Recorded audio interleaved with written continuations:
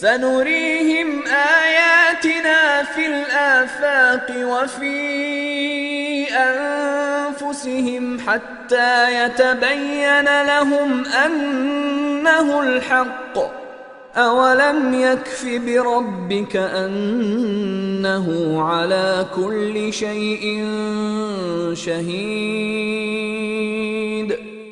We will show them our signs in the horizons and within themselves until it becomes clear to them that it is the truth. But is it not sufficient concerning your Lord that He is over all things a witness?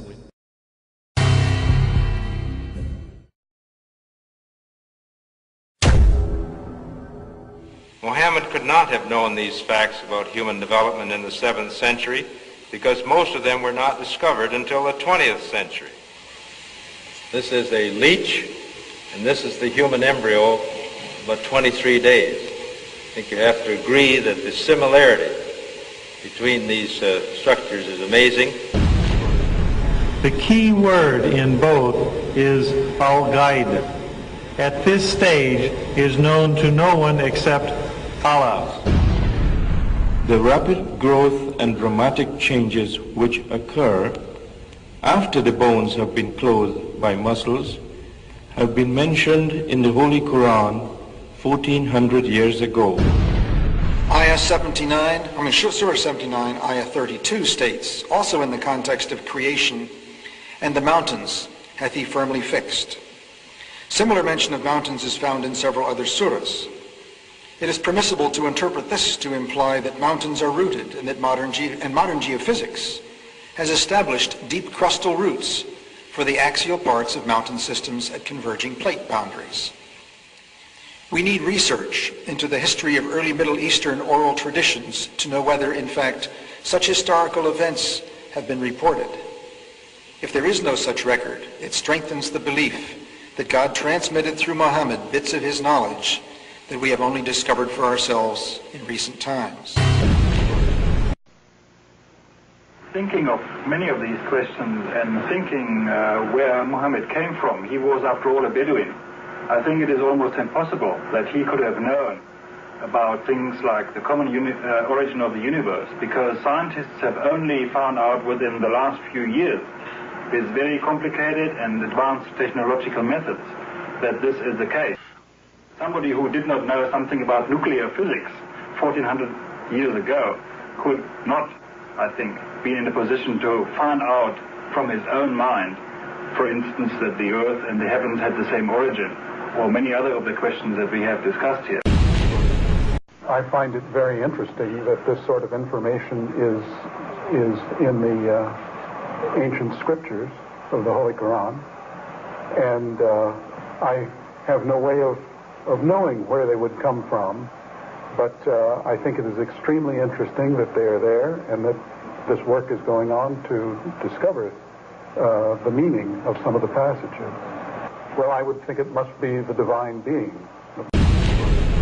In a relatively few ayah is contained a rather comprehensive description of human development from the time of commingling of the gametes through organogenesis.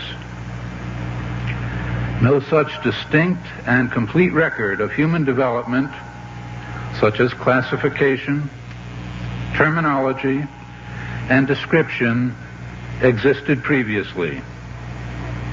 In most, if not all instances, this description antedates by many centuries the recording of the various stages of human embryonic and fetal development recorded in the traditional scientific literature.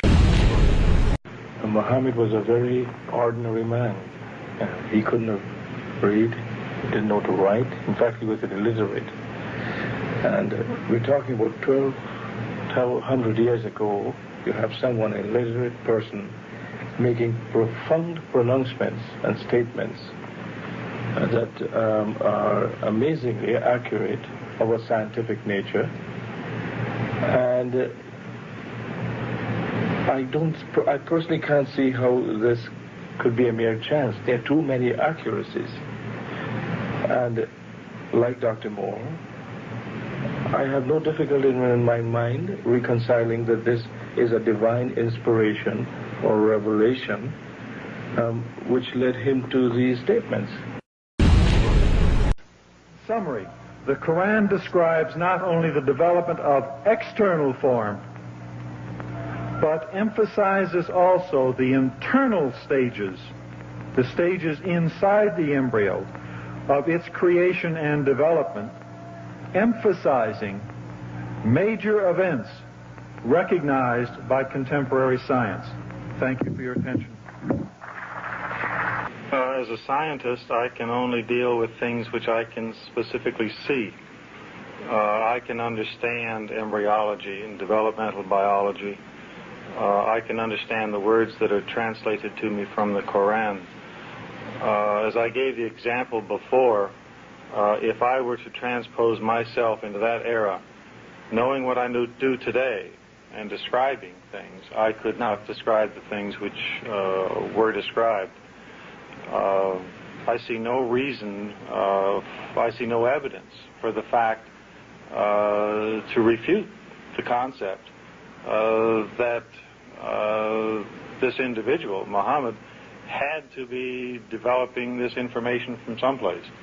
So I see nothing here in conflict with the concept that divine intervention was involved in what he was able. Actually, I'm very much impressed by finding true astronomical facts in Quran. And for us, we modern astronomers have been studying very small fields of the universe. We concentrated our efforts for understanding of very small part, because by using telescope we can see only a very few parts of the sky without thinking whole the universe. So by reading Quran and by answering to your questions, I think I can find my future way for investigation of the universe.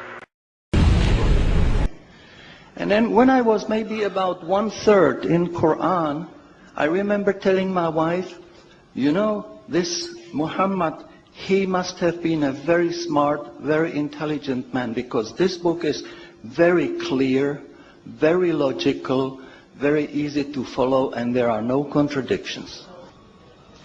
But then as I read later, I suddenly saw a scientific fact which I knew was only discovered in the 20th century.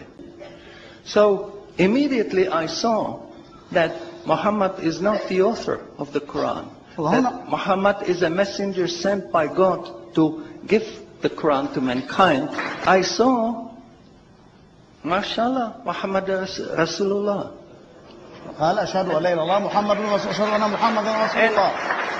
So I said, mashallah, I'm a Muslim. It is a great pleasure and honor for me to introduce to you an eminent scientist and a scholar of Quran, Dr. Maurice Bucaille, pronounced as Maurice Bucaille. Am I right, doctor? Doesn't matter. Okay. Is a native of France. He is a medical doctor and his specialty is surgery. Ladies and gentlemen, Assalamu alaikum. There is no human work prior to modern times that contains statements which were equally in advance of the state of knowledge at the time they appeared and which might be compared to the Quran. 1,400 years ago, when the world was immersed in darkness, the Quran was revealed, which brought light to a beleaguered world. And whereas the earlier books came with many scientific mistakes, due to the hand of man having delved into them, the Quran had none of these contradictions. The world thought there could be no reconciliation between religion and science.